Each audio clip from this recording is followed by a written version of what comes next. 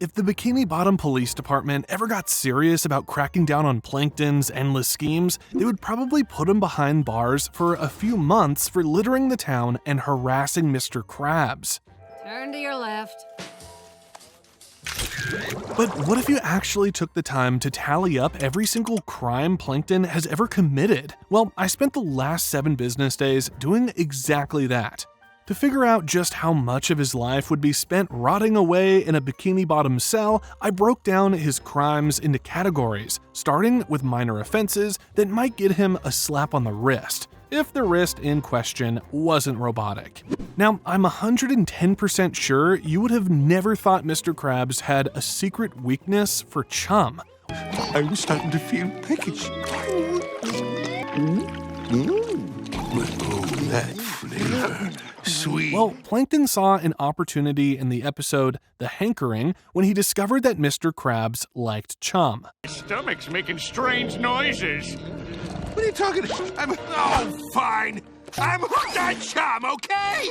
He thought exploiting his rival's cravings in a diabolical scam would be the perfect idea to steal the secret formula. Posing as an honest chum supplier, Plankton struck a deal with Mr. Krabs. In exchange for the Krabby Patty formula, Krabs would receive a lifetime supply of chum. The deal was sealed, but Plankton never intended to hold up his end of the bargain. The betrayal came quickly. As soon as the formula was in Plankton's possession, he double-crossed Krabs, using the chum bucket glove to attack both Krabs and SpongeBob. Fraudulent schemes like this rely on deception, and in the real world, fraud is no laughing matter. Assuming this was an isolated event, as Plankton usually relies on brute force or spying instead of scams, he would face up to 10 years in prison. And then we have his littering, a crime that might not make headlines in Bikini Bottom, but would still get him hauled into court. Sure, it sounds small, but when your failed contraptions and busted robots are scattered all over Bikini Bottom, it adds up. For example, in the episode Dying for Pie, Imitation Krabs, we see his robot blowing up. This must be your lucky day. 10 seconds till detonation.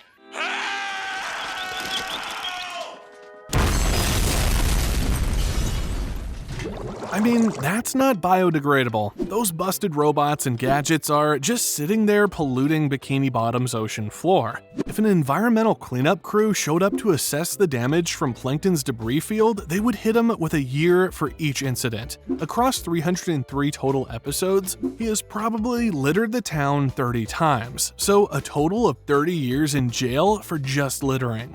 By this time, you know that he can do anything just to get his hands on the secret formula. I mean, Plankton's meticulous sabotage in Evil Spatula demonstrates his conniving nature.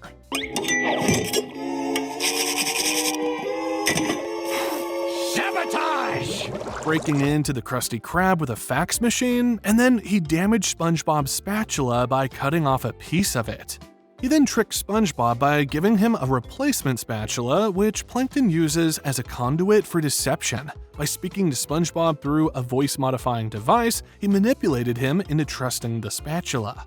Breaking equipment central to the restaurant's operation could lead to 5 years per act. Assuming he's committed similar sabotage 20 times, that's 100 years. And don't you think he committed fraud with SpongeBob in this episode? Well, using deception to gain the formula could add 5 years per instance. If Plankton has tried similar fraudulent schemes 25 times, that's another 125 years. And Mr. Krabs can't go a week without Plankton barging in with some harebrained scheme or tossing out a creative insult. SpongeBob, he is not safe either, constantly being dragged into Plankton's ridiculous plots, whether he likes it or not. Just look at this example. That's it! You better cough up that secret formula or else! Plankton! Krabs! Plankton! Krabs! SpongeBob. If this isn't harassment, I don't know what is. And I'm pretty sure that harassment laws would take one look at Plankton's antics and hand him at least 2 years. At this point, he'd probably argue that persistence is part of his brand, but the judge wouldn't buy it. Now, he usually targets Mr. Krabs, SpongeBob, Patrick, and Squidward. Considering that he probably harassed each of them 100 times, that comes down to 800 years in prison for harassment. But littering and harassment are only the tip of the iceberg. What about the times when he tried to kidnap his own wife, Karen? Or what about his attempts at stealing the Krabby Patty? Plankton was always a master manipulator, but in the SpongeBob movie, Sponge on the Run, he took things to a new low.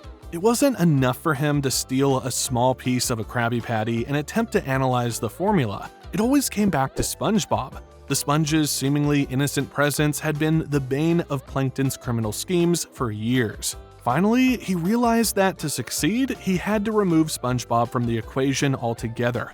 And we come to Gary the Snail, SpongeBob's beloved pet and closest companion.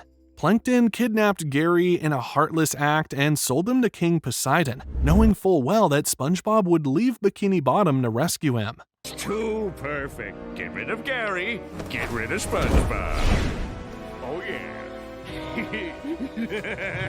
With SpongeBob out of the way, Plankton could manipulate Mr. Krabs into handing over the Krabby Patty formula. For a moment, his plan worked. Krabs, overcome with grief, simply gave up the formula, but obviously, he couldn't read the recipe details. Now, this crime involves two major offenses: kidnapping Gary and selling him to King Poseidon.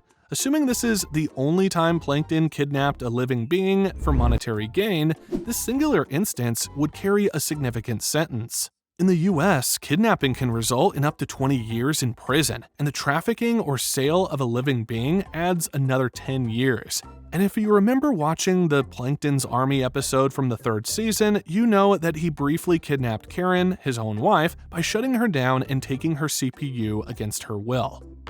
For years, it has been my goal to acquire the secret formula for... But okay, that's enough! In real-world terms, kidnapping a sentient being is a grave offense, especially when combined with physical or emotional harm. And don't say that Karen is an AI robot. She literally gave birth to Plankton's child, and we have seen her getting emotional countless times. If that doesn't make you a sentient being, I don't know what does.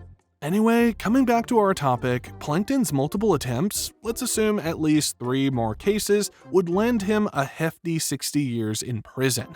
In total, we are looking at 110 years in prison. His persistence in this regard makes it clear that he's not learning any lessons from failure. And if you remember watching the shopping list episode, you know that Plankton adopts the role of a shadowy spy, tailing SpongeBob and Sandy as they gather ingredients for a Krabby Patty.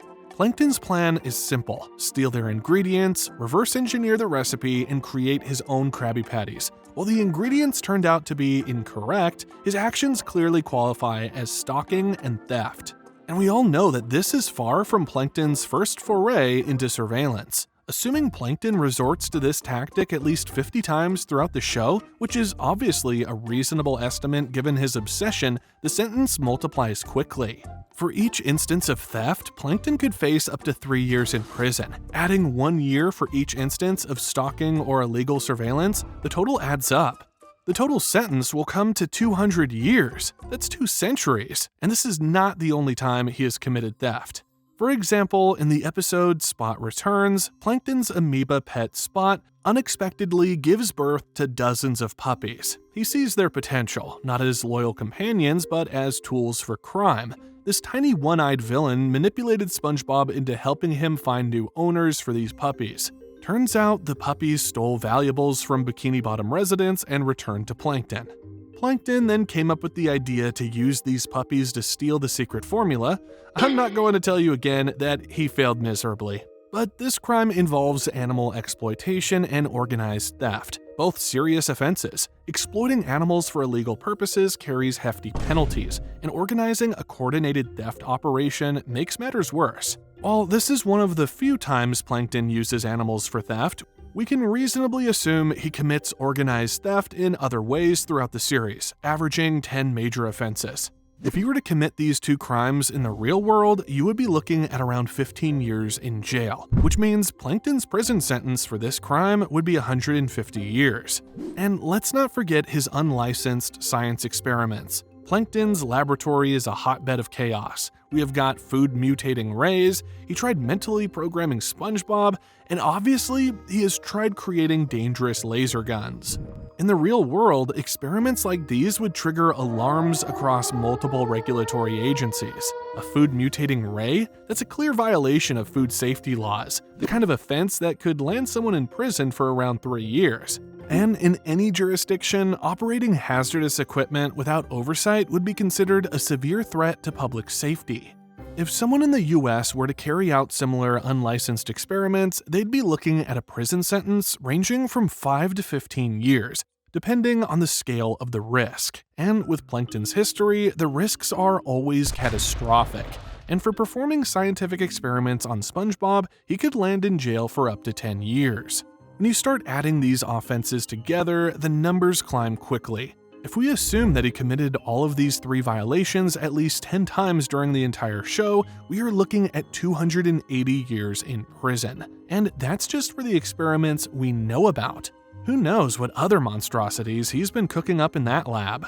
Well, in order to steal the Krabby Patty, he first has to break into the Krusty Krab. I mean, we have seen him infiltrate the Krusty Krab or other establishments countless times to steal the Krabby Patty formula. For example, in Imitation Krabs Season 2, he disguises himself as a robotic replica of Mr. Krabs and infiltrates the Krusty Krab. While breaking and entering might seem mild compared to other crimes, the repeated nature of these acts, combined with his advanced technology, would likely amplify his sentence. In the real world, breaking and entering can land you in jail for up to 7 years. And before you say in the comments that I'm exaggerating, I would like to remind you that your prison sentence increases if you commit the same crime regularly. Let's assume he tries to steal the Krabby Patty secret formula around 100 times. He would be spending 700 years in jail. I know these crimes do not sound as flashy as you might have thought, but we still haven't reached the max level. I mean, Plankton loves endangering the lives of animals. His willingness to exploit sea creatures, such as harnessing jellyfish to power his inventions, crosses ethical and legal boundaries. These creatures are living beings, and using them as tools for personal gain would land him in hot water with animal rights organizations. A penalty of 15 years for these ethical violations seems appropriate. And I'm sure at least 500 jellyfish have been subjected to his cruelty, which means another 750 years spent behind bars. And I also like to think that he simply does not pay his taxes. I know it sounds like a mundane crime compared to his others, but it's no less significant in the eyes of the law. Given the Chum Bucket's questionable revenue streams and his habit of avoiding accountability, it's highly likely that Plankton has skipped out on paying his taxes. If proven, tax evasion could result in an additional 10 years behind bars, along with hefty fines that would drain his financial resources further. But let's talk about the crimes that carry lifetime prison sentences. Then we have another episode called Salsa Imbecilicus. Using Patrick's DNA, he creates a chemical sauce, Salsa Imbecilicus, designed to make Mr. Krabs as unintelligent as Patrick. The sauce's effects are catastrophic and it spreads across Bikini Bottom. Eventually, the entire population of Bikini Bottom, except Sandy and Karen, is reduced to imbeciles.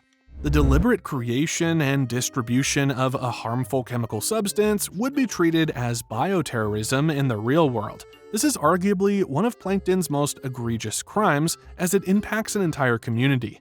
Assuming this is Plankton's only mass chemical attack, we will add another 25 years in prison for chemical endangerment. However, this was not the only time he endangered all Bikini Bottom residents.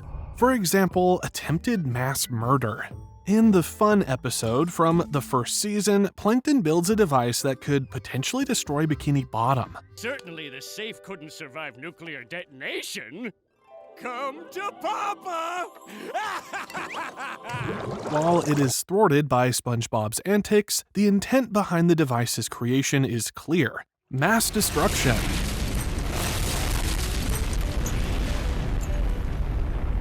Even an unsuccessful attempt at mass murder would lead to 25 years in jail.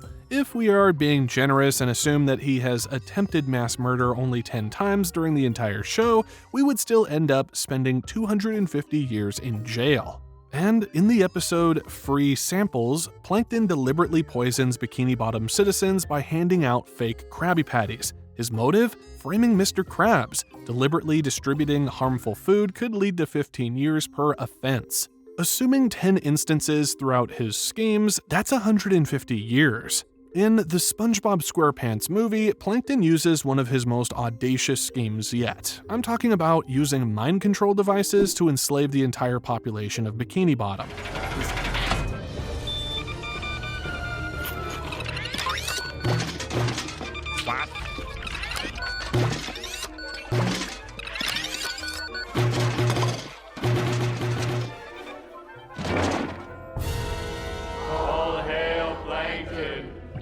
His aim? Total domination of the fast food industry, cementing the chum bucket as the reigning force in undersea dining.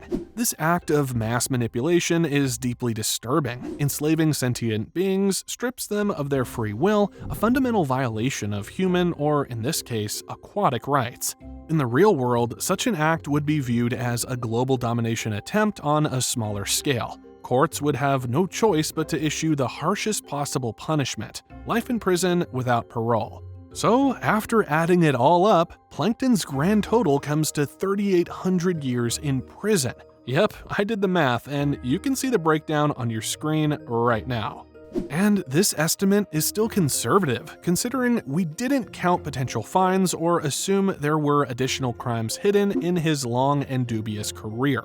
If reincarnation exists, Plankton might have to live dozens of lifetimes to finish his sentence. Alternatively, Bikini Bottom's justice system could opt for a creative solution, like forcing him to serve as a public servant, cleaning up his own litter, or dismantling his weaponized robots. And that wraps up our deep dive into Sheldon J. Plankton's lengthy and criminally diverse rap sheet. But the story doesn't end here. What about his financial situation? How does someone with such consistent failures fund all these outlandish schemes? Click the on-screen video to discover the secrets behind Plankton's mysterious income sources. Until then, stay curious, but maybe avoid the life of crime.